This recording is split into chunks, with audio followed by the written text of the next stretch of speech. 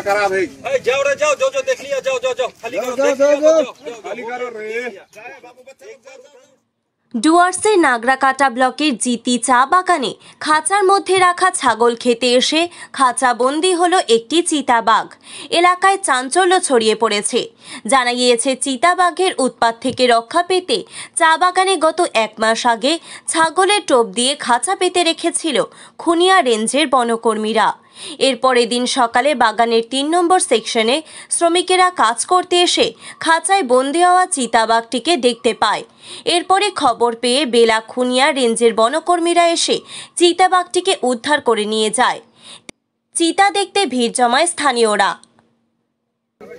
আমাদের এখানে লেপার্ড আজকে যে পিঞ্জরাতে ফেঁসে গেছে, এটা 3-4 মিডল আছে, সেকশন নাম্বার 3-4। কতদিন আগে খাঁচাটা পাতা হয়েছে? এটা মনে হচ্ছে 12 এপ্রিল।